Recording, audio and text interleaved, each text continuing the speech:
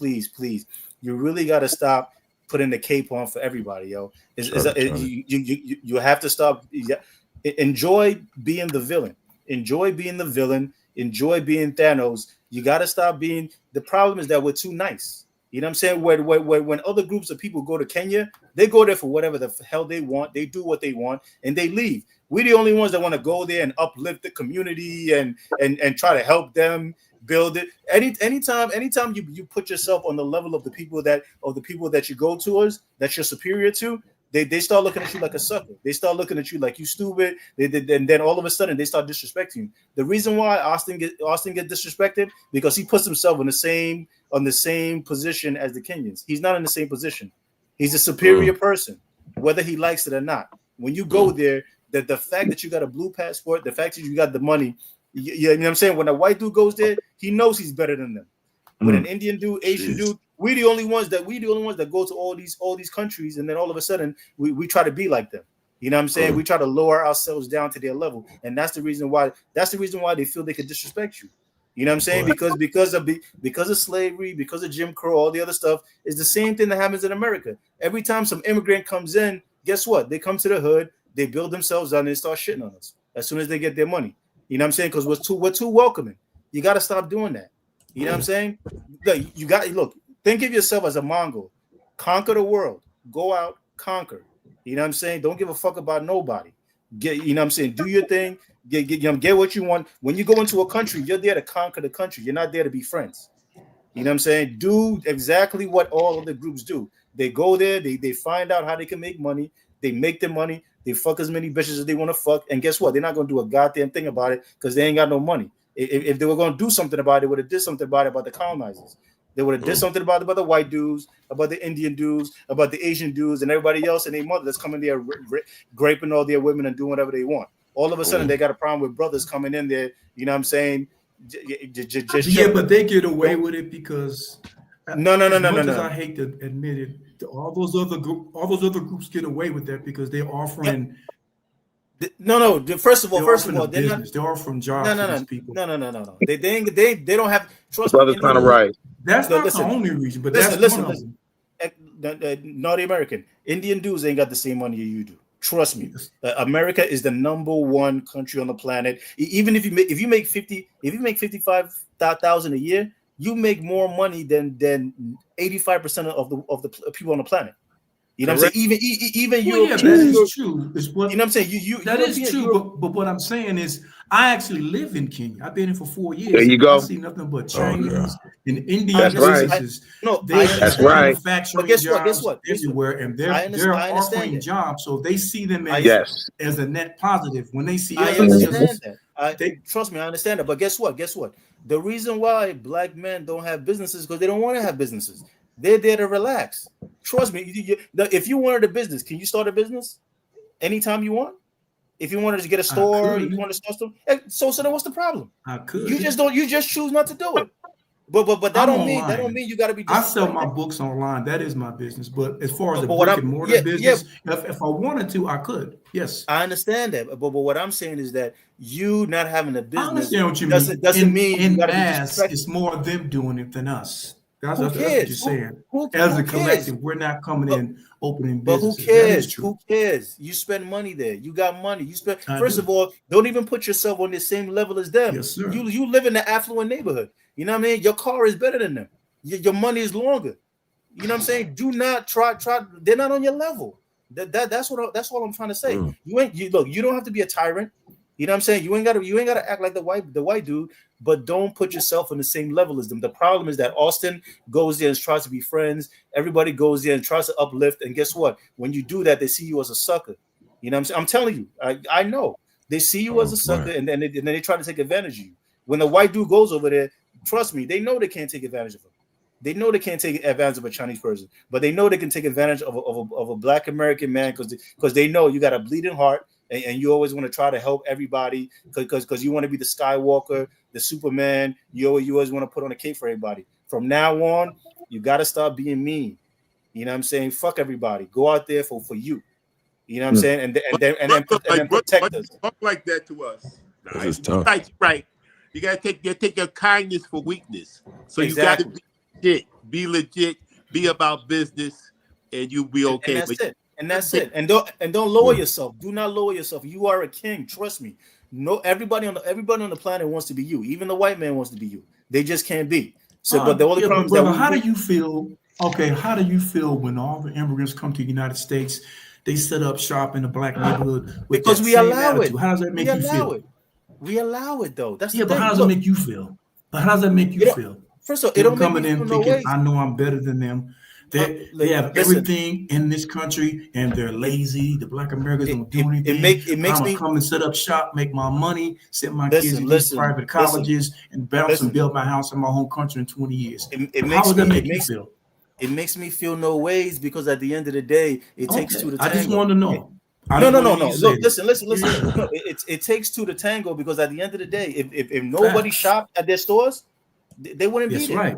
But we do shop at their stores. Exactly. We won't boycott them. So that's what I'm saying. If you come to Kenya with that attitude, it's not going to work, man. No. Wait. I'm not saying you got to be. I'm not saying you got to go out there and start slapping people. What I'm saying is that don't allow yourself.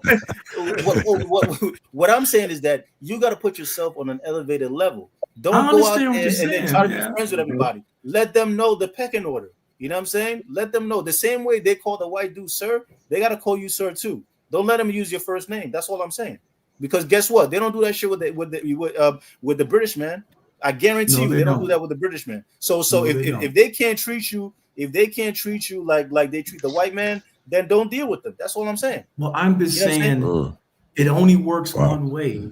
When we as black American men come to these countries, we can't do the same as them. If they have too much of a head start, they already have them mentally. So what you're saying in theory could work maybe in 2 generations or more. No. Right Trust now, me, it could work. See it happening. No. As a collective, individually maybe, but as a collective, they're not going to be. And that's why no one's going to be worshiping us like that, man. It's just not going to happen. No. I'm not saying you have to be. Not about worship, it's about respect. We can't even agree on religion. We can't agree on nothing. We're fighting each other now.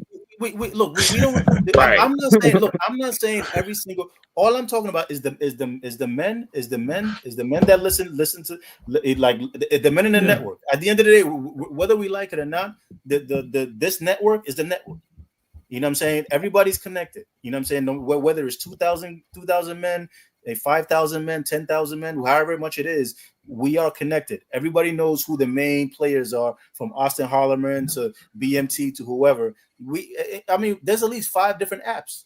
You know what I'm saying? Where brothers are there collecting information. What I'm saying is that it's time to bring a coalition together whereby we police each other. We make sure the goal is to create institutions to keep other people out. Institutions are there to keep others out and to make sure that we control our name and our narrative.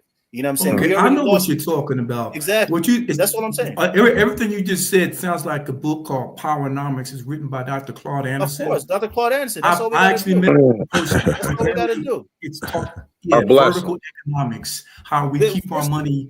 Of course. We rotate it. We should do it 10 to 20 to 50 times before it leaves our neighborhood. We're the only neighborhood. We go to outside neighborhoods to spend our money.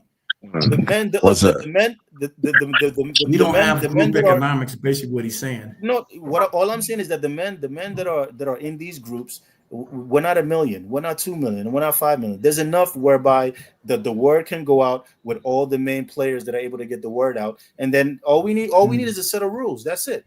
We need a set of rules and let guys know when you go into these countries, this is how you have to behave.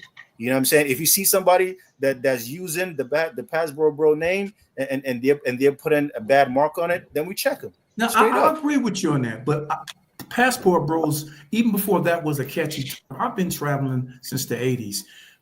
Most black men I meet from America, we already have an unwritten rule not to act a fool when you in a host country. We just don't do it. Of course. In the Air Force, I didn't do it. We were briefed how to behave when we get to that country. Course.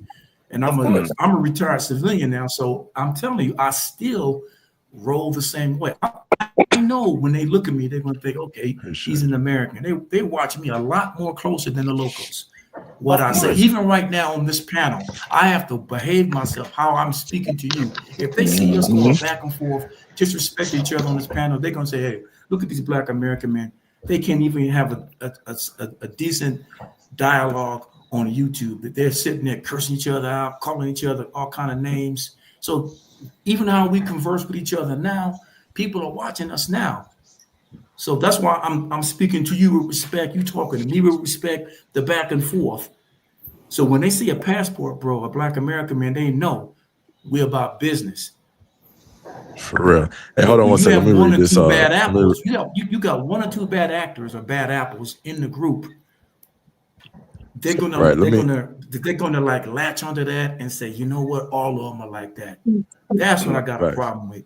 And the guy that was gonna come up here, I think he left. The Kenyan Dispatch News. He was on another live with BMP. He wouldn't answer no questions. I asked him the GED questions. He wouldn't answer them because he's being disingenuous.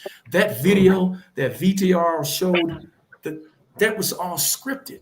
I wouldn't be surprised if he didn't pay them a few thousand shillings each to read that. Damn. Yeah. Oh, damn. He's blowing it up, man. It's not getting as much traction as you like to think it is.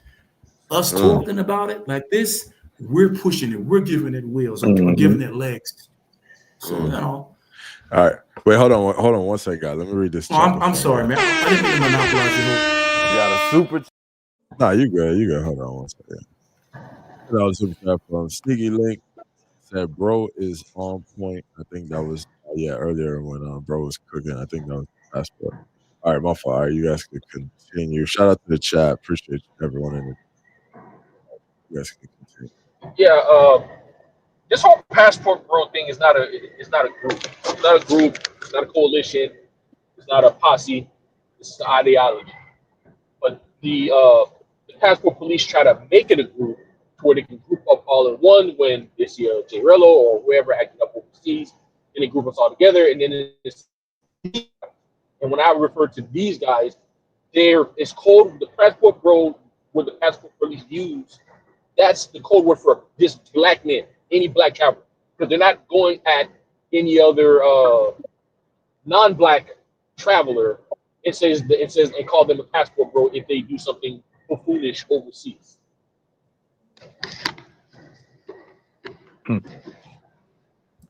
Gentlemen, this is why I'm trying to say is that whether we like it or not, we're here now.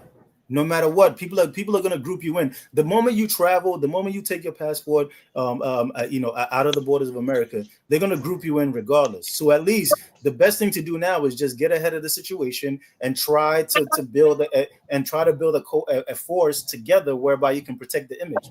The black men are the number one groups that do not try to protect their image. They just be like, oh well, it's not me. Oh well, it's not me. It is you. Whether you like it or not, it is you. Jay Rillo is you, whether you like it or not, because guess what? Whatever he does affect you. Trust me, it does affect you. It will affect you because when you travel, they're gonna look at you the same way. So that's what I just said. It does affect us, whether we like it or not. It's whether we like it or not. So we gotta handle it. Well, whether we like Jay Rillo has to be handled. However we do it, we do gotta handle that.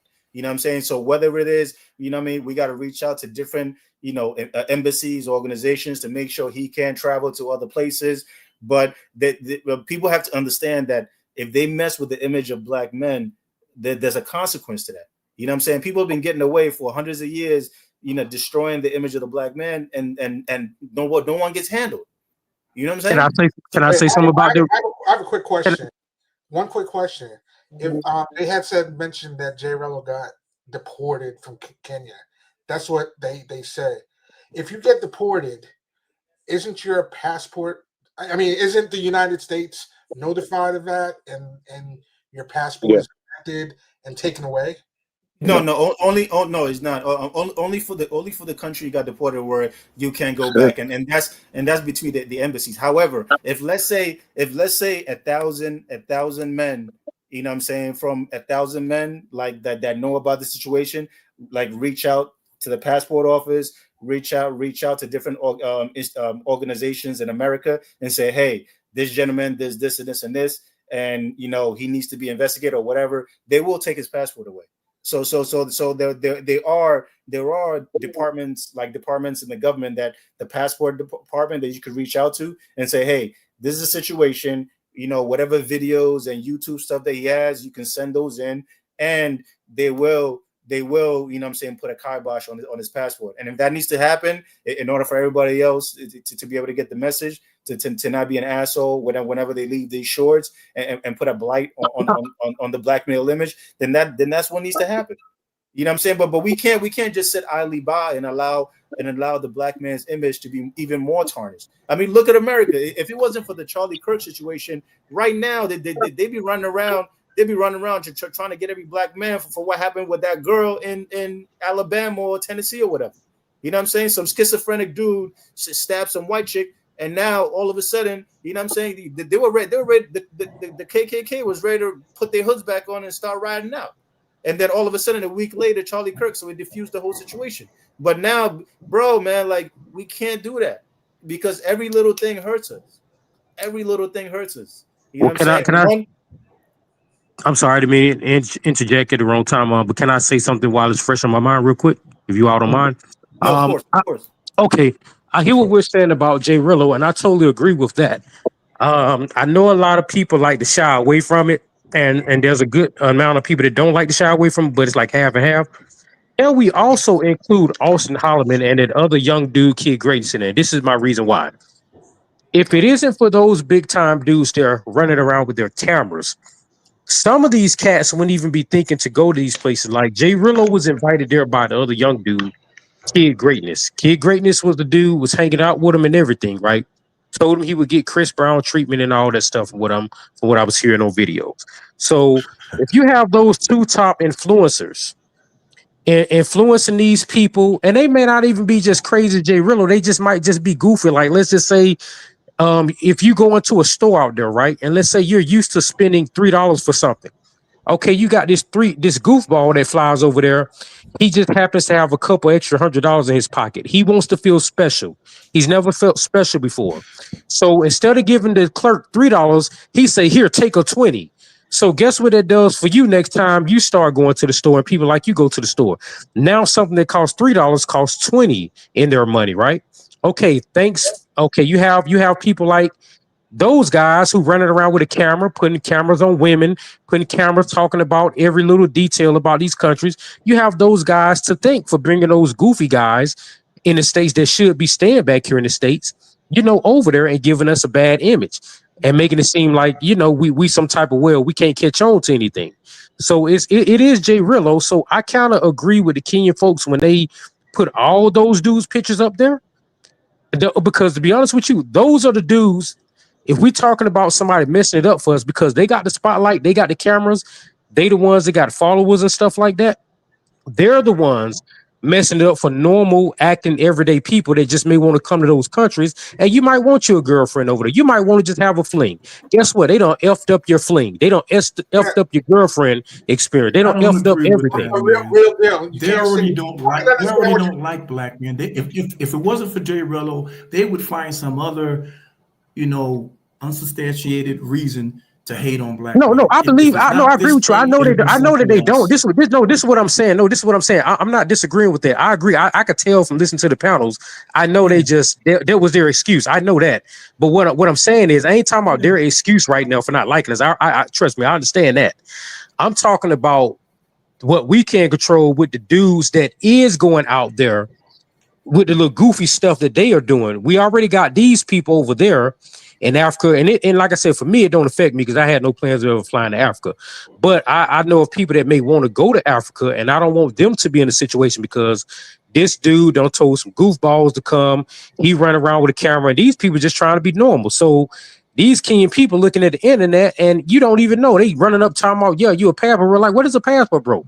Everybody don't even know what that crap is, man. You know what I'm saying? Some people just normal travelers that's been always traveling. But then you got these two young dudes running over there, and I guess for clicks and views, and I get it, they trying to get their money, but sometimes we got to slow down in the midst of trying to get our money and realize, like, man, am I effing things up for other people? I'm getting my money, but am I screwing things up for other people in the midst of getting my money? Like I said, I agree with him saying, okay, the data, yeah. So that's what I'm saying. I said that about 5 minutes ago. Like, whenever I travel somewhere, I think of the collective. I have to behave myself. Because what I do, whether it's good, bad, or indifferent, people are going to look and say all of us act like that.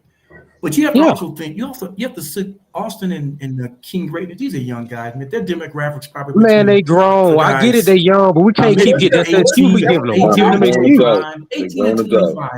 Most Before people, Jarrell came there, that's there was not no every outrage. demographic of black travelers. You got Austin travelers in the 50s, 60s, and 70s coming to Kenya to visit, meeting people, starting relationships,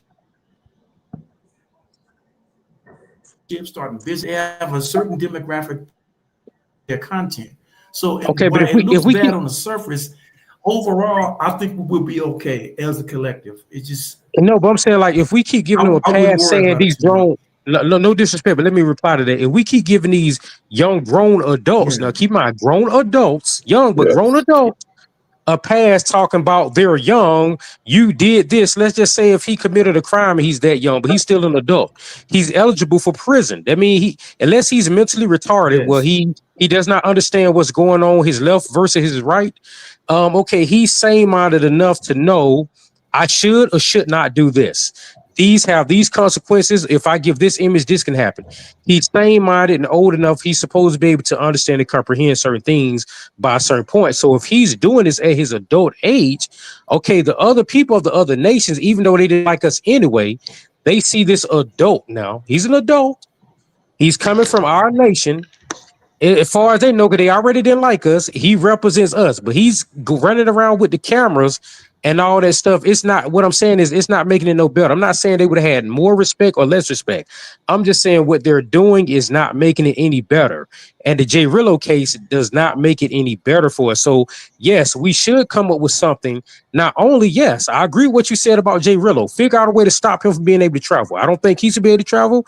And until Austin Holloman mature, I don't think Austin Holloman should be taken away permanently. I think he need a temporary sit down until he become a certain age, so his brain could develop a little bit more. No, man, no. And then, but with Jay Rillo, you may think what Austin is doing is distasteful, but it's not illegal. No, I'm not saying he's doing something totally distasteful. When before Jay Rillo came into the picture, when Austin and KG, there was no problem with them in Kenya. All this outrage that you had, it was the only mistake they did was bring Jay Rillo into Kenya. That's when all of this started. That's why. Yeah, that's proved my point again. But look at it like this, right? Okay, Jay Rillo, they brought Jay Rillo, right? I'm not saying Austin them did the stuff that Jay Rillo did to my knowledge. I don't know what they did or didn't do. I'm not saying they on the same level as him as far as behavior. What I'm saying is him running out. What I'm saying is him running around with that damn camera, man. Everything is not a Kodak moment. Everything is not a Kodak moment. But was there any outrage before that? Before Jay Rillo? No, it was not. But here's the thing. This is what I'm talking about right here. I'm not even talking about like what the Kenyan dudes are talking about because they already don't like us. I ain't talking about that. What I'm talking about is the crowd you're going to bring. For us normal people, right? I just gave the example. If we want to go to certain countries, if he announces like that, now they talking about them going to South Africa. Now they want to go F up South Africa. So let's say they go over there and they get in front of the camera and be like, hey, everybody come to. So now you don't have just normal people watch him. You got a bunch of goofy people that watch this dude too. You know what I'm saying? Goofy minded incels or whatever that watch him. And let's just say they just might got a couple of dollars in their pocket where they can go travel, or they may just happen to have a passport. They watched his ass. Now they on a plane headed there on some goofy type stuff. So now you got over 1,000 some goofy folks that come from where we come from. They are color, right? We don't act goofy, but they do. Okay, so again, going back, I'm dealing with price. I ain't even dealing with how they gonna deal with the women yet. I'm dealing with the price right now. Some cost $3. He got a couple hundred. He wants to feel special. He go a 20. So you got a bunch of them doing that. Guess what? You come back the next time, something that cost $3 cost 20. Because he done influenced a bunch of goofies to go to these countries. Okay, so now he talking about the women and stuff like that. Okay, you got a bunch of goofy dudes that's probably watching them. He done influenced them goofies to come over there and start dealing with the women. They give us a super bad impression, even though it ain't even us. You know what I'm saying? It just builds up and builds up because he has the camera and he has a lot more followers. Now, if he had like 10 or 20 followers, 30 or 200-300 like some of these people, I wouldn't trip off of that. But he has a certain amount of followers that's watching him that I feel like every time he goes somewhere, some of these goofballs can decide they really should have kept their goofy ass in America, could decide they're going to go there. I'm not even necessarily tripping off him going. I'm talking about him cutting on the camera, bringing them goofies there. That's what I'm talking about. I ain't even got to the Kenyan man yet. Yeah. If Gerald is if you allow Gerald to influence you, then you already lost. You should have enough. There you go.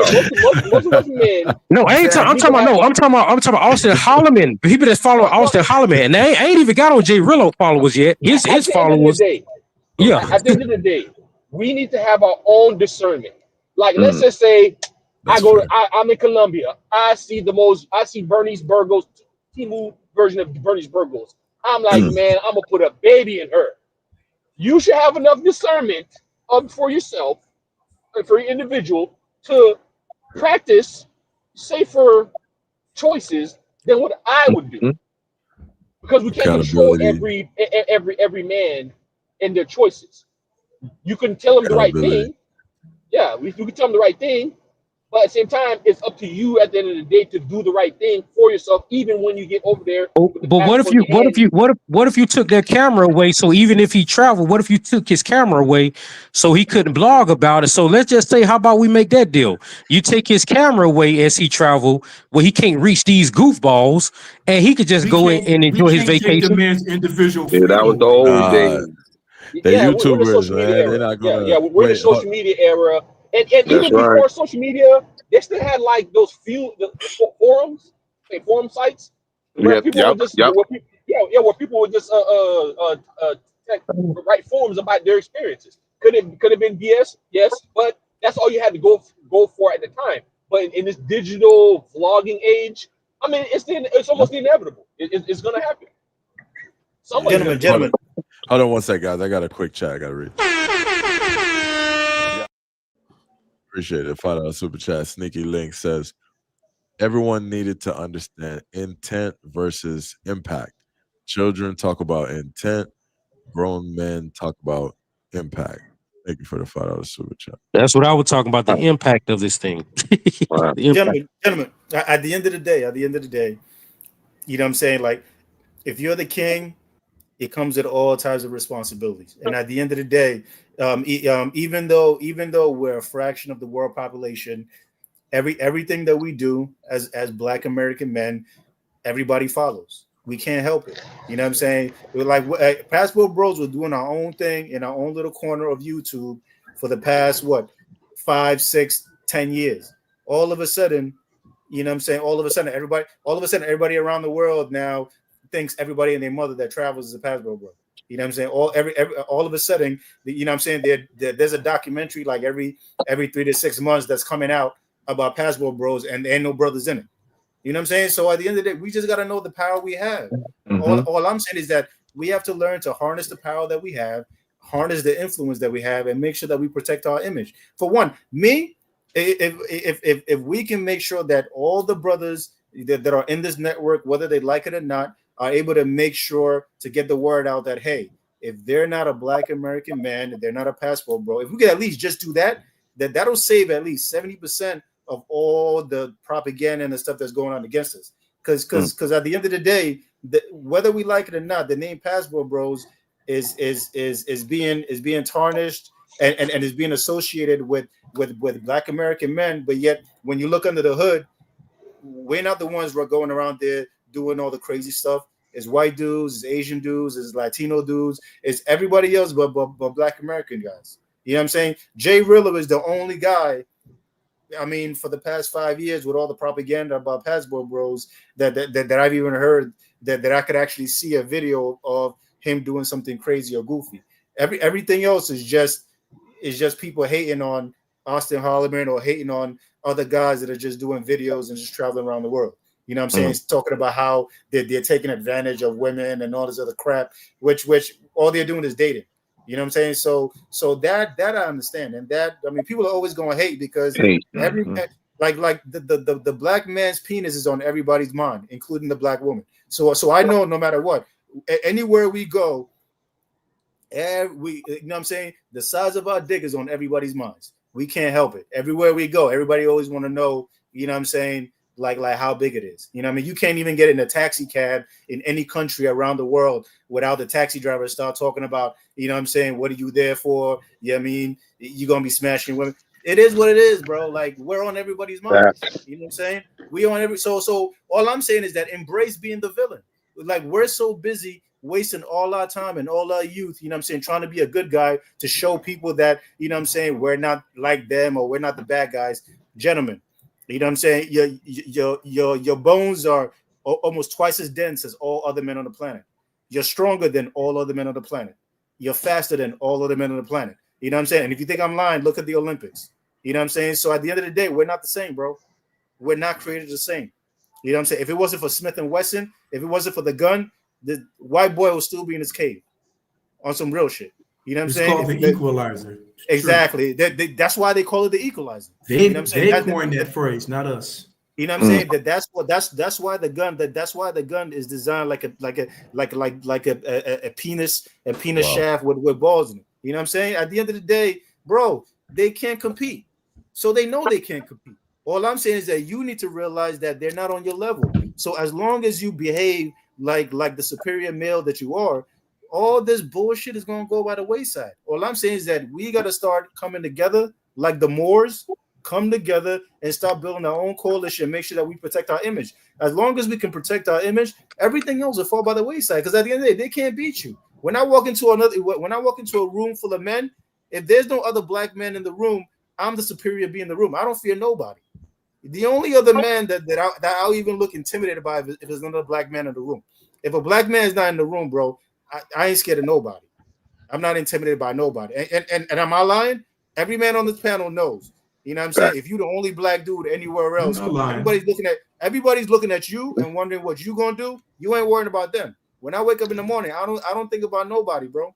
But they all thinking about us. I guarantee you, the moment everybody else wakes up, they thinking about you and how big your dick is. I ain't worried about how big a white dude's dick is, how big an Asian dude's dick is, how big an Indian dude's dick is. But trust and believe. We get it. That's what I'm saying, bro. That's all I'm saying, bro. That's all I'm saying. Diddy didn't get out. Oh, big time. No Diddy. Oh man, got you, brother.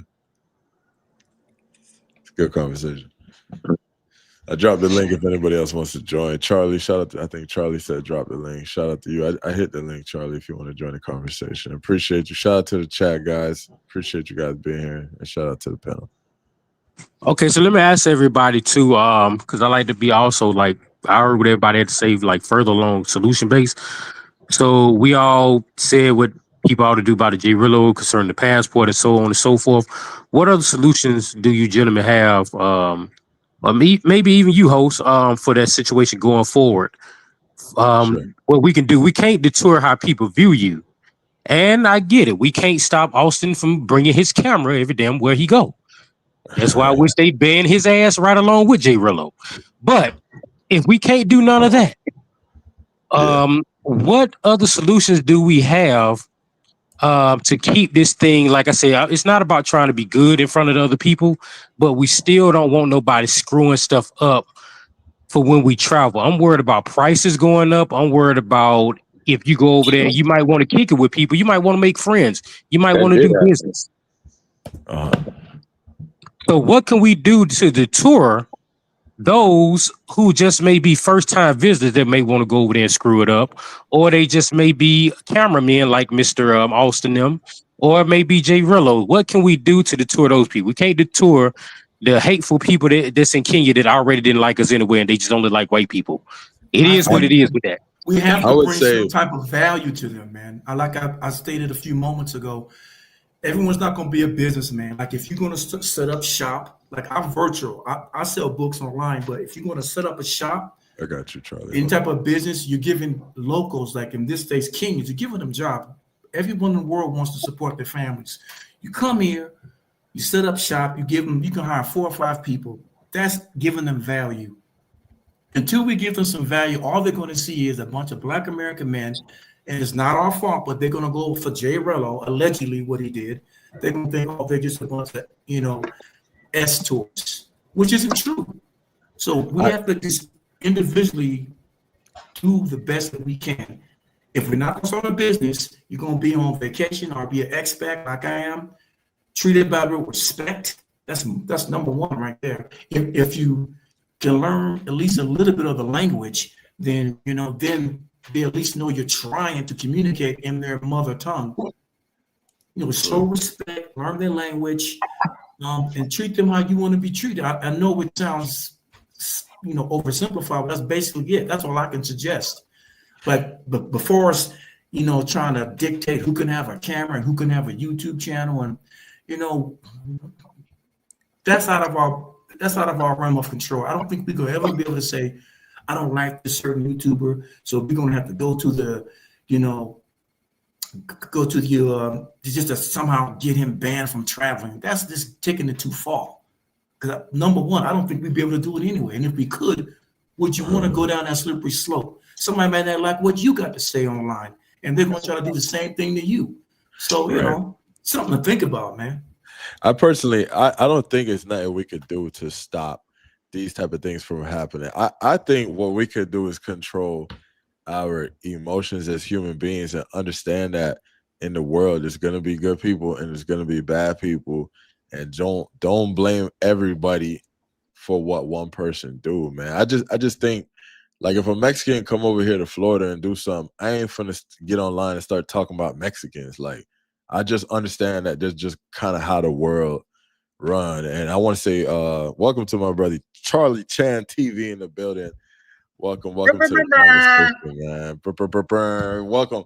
Hey, how you feel about what's going on here, Charlie? Oh, well, a couple of things, man. Let's get the pleasantries out the way, man. Shout out to you for seeing this, man, and getting to it right away. You know what I mean? As soon as I was watching a little Austin Holloman update, you was dropping a live on us, man. So shout out to you for that, man. Shout out to the panel, man, because it's a bunch of brothers on here that sound very not just knowledgeable but educated. So, man, shout out to a lot of you brothers and things of that nature. I think I'm gonna bring some ratchetness to the show or whatever. So y'all excuse that. I'm just forewarning you guys. My thing is this: just looking out through history, man. These are the same people that are compare themselves to us and say that they're better. You know what I mean? Like this is the same people that will say that, oh, well, we're the ones that didn't get captured, so by default we are the superior beings and things of that nature. These are the ones that, like, I thought it was I thought it was Mo Black, good brother from the Brotherhood, that was saying a lot of good valid points, but I think it was another brother. I was just listening on the way to the car, but I mean on the way to the house. But he brought up a great point, like, these guys, we haven't seen this type of reaction when it comes to the Asian people over there. We haven't seen this type of reaction when it comes to the European people over there. But two people, we got Jay Rello and Austin Holloman.